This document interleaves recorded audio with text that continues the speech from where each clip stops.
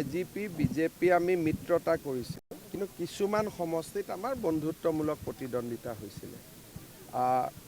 এজিপিৰ লগত ইতিমধ্যে আমাৰ আসন ভাগ বটোৱাৰ আলোচনা বহুখিনি আগবাঢ়ি গৈছে আৰু যদি ক'ৰবাত দৰকাৰ হয় এটা দুটা চিটত আমাৰ ফ্ৰেণ্ডলি খেলাত কোনো আপত্তি নাই, কিন্তু সৰহ সংখ্যক চিটতে এজিপি আৰু বিজেপিৰ বুজাবুজি থাকিব।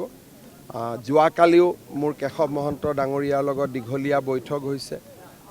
ইতিমধ্যে আমাৰ দলৰ ফালৰ পৰা আনুষ্ঠানিকভাৱে এজিপিৰ লগত কথা পতাৰ প্ৰক্ৰিয়াও আৰম্ভ হ'ব। মই ভাবোঁ যে মাঘ বিহুৰ আগতেই গণ পৰিষদ আৰু বিজেপিৰ মিত্ৰতা চূড়ান্ত হ'ব। বিজেপিত প্ৰত্যেক বছৰে আমি মহিলাৰ সংখ্যা বঢ়াই যাওঁ, যুৱকৰ সংখ্যা বঢ়াই যাওঁ। আমাৰ লক্ষ্যটো হ'ল যে বিজেপি যাতে এটা এটা ইউথ চেণ্ট্ৰিক পাৰ্টি হৈ থাকে। সেইকাৰণে প্ৰত্যেকবাৰে আমাৰ লক্ষ্য হয় যে আমি যাতে নতুন মুখক প্ৰাধান্য দিওঁ। যোৱাবাৰ তৰংগ গগৈহঁতে খেলিছিলে। এইবাৰ আমাৰ লক্ষ্য হ'ব যে তৰংগ গগৈতকৈও তলৰ বয়সৰ ল'ৰা আগুৱাই আহক।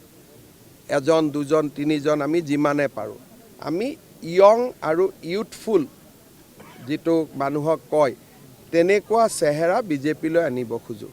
গতিকে মই ভাবোঁ যে আমি এইবাৰো সেই দৃষ্টিৰে চাম। প্ৰধানমন্ত্ৰী ডাঙৰীয়াই মহিলাৰ প্ৰাৰ্থী বেছি বিচাৰে, গতিকে মহিলাৰ সংখ্যাও এইবাৰ অলপমান আগতকৈ আমি বঢ়াব লাগিব।